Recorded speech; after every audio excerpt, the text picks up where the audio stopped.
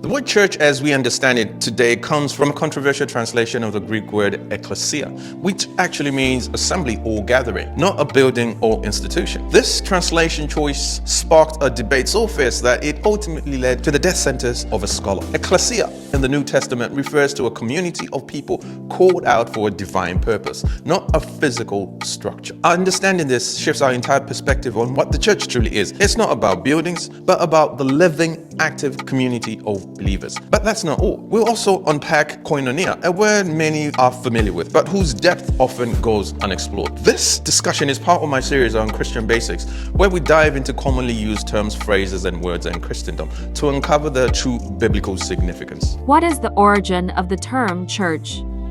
The English word church has an intriguing origin. It comes from the Old English word kyrike, which itself is derived from the Greek word kuriake, meaning of the Lord. Originally, kuriake referred to something belonging to God, often a house or a place of worship. And over time, as Christianity spread, the term evolved through the Germanic language family, becoming kyrike in Old High German, before eventually settling into the English word church.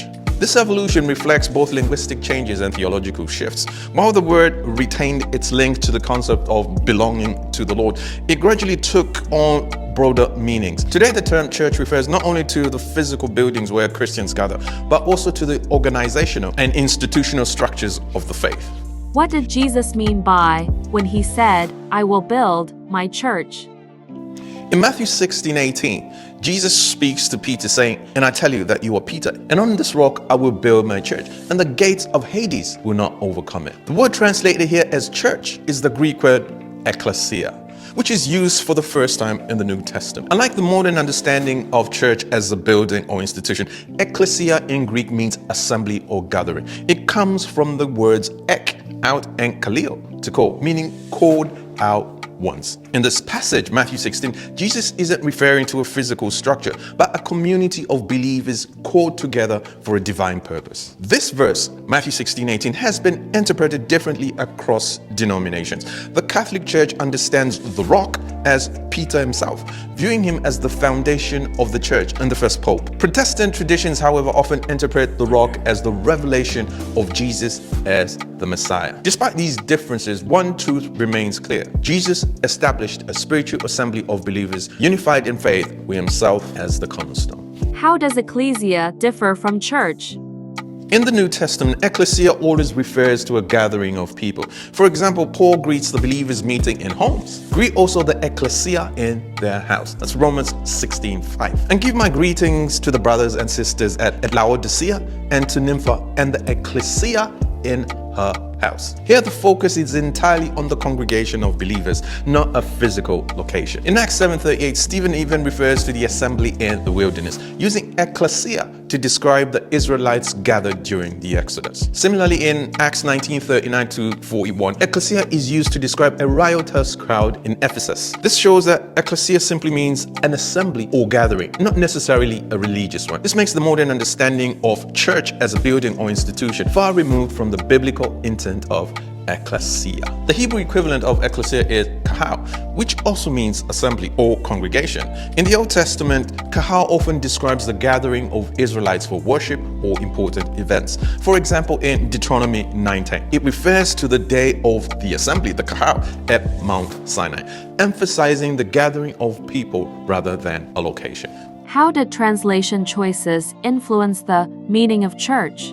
When the Bible was translated into English, the Greek term ekklesia was rendered as church rather than assembly or congregation. This choice was not neutral. By the time of these translations, Christianity had become heavily institutionalized, and church was associated with both buildings and hierarchical organizations. William Tyndale, a 16th century scholar, sought to challenge this. In his English translation of the Bible, he rendered ekklesia as congregation, emphasizing the assembly of believers rather than an institution. This decision was controversial, as it undermined the authority of the established church structures. Tyndale's translations were deemed heretical, and he was executed in 1536. His work, however, highlights how translation choices can shape theological understanding.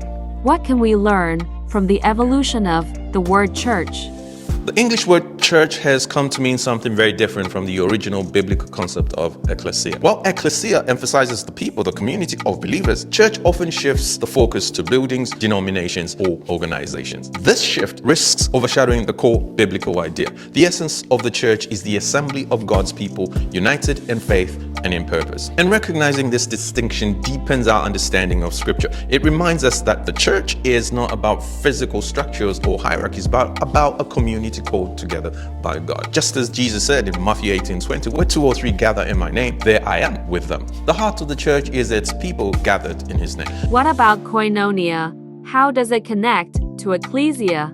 While ecclesia focuses on the assembly, koinonia highlights the quality of relationships within that assembly. The Greek word koinonia is rich and multifaceted, often translated as fellowship, partnership, or even communion. Historically, koinonia referred to sharing life together. In Greek society, it would describe business partnerships or even friendships, where resources, goals, and lives were shared. In the Bible, koinonia speaks of a deep connection among believers and between believers and God. It's about doing life together, sharing burdens, joys, and responsibilities. Acts 2:42 says the early Christians devoted themselves to the apostles' teaching and the fellowship, the koinonia, to the breaking of bread and prayer. This was not a superficial relationship. They shared meals, possessions, and their lives. Acts 2:44-46.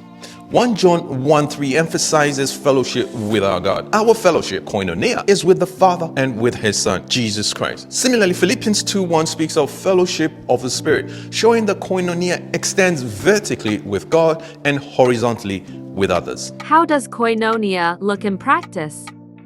Koinonia is practical, not abstract. It's lived out through acts of partnerships, generosity, and intimacy. In 2 Corinthians 8:4, Paul praises the Macedonian believers for their fellowship, their koinonia, in ministering to the saints. Here, koinonia meant sacrificial giving to meet the needs of others. Now, Jesus himself modeled koinonia. In John 13:34, he commanded his disciples to love one another as he loved them, showing that deep sacrificial relationships are central to the Christian life. Koinonia isn't just about proximity. It's about sharing life at every level, spiritual, emotional, and practical, doing life together. How do Ekklesia and koinonia work together? The ecclesia and koinonia are inseparable. The ecclesia gathers believers as a community, while koinonia defines how that community lives and interacts. Without koinonia, an ecclesia becomes an empty assembly. Without ecclesia, koinonia lacks a collective purpose. For example, the early church in Acts 4:32-35 lived out ecclesia and koinonia. All the believers were in one heart and mind. No one claimed that any of their possessions were their own, but they shared everything they had. This wasn't just an organization. It was a family bound by love, partnership, and shared mission. Understanding ecclesia and koinonia transforms how we view the church. The ecclesia is the community of believers called out for God's purposes, while koinonia is the quality of relationships within that community, characterized by partnerships, intimacy, and shared life. So biblical faith isn't just about attending services or belonging to an institution. It's about being part of a community centered on Jesus and connected by deep, meaningful relationships with God and one another. When believers embrace both ecclesia and koinonia, they embody the church as it was meant to be, a living, active, and loving family of faith. So thank you very much for listening. God bless you, and I'll see you in the next one.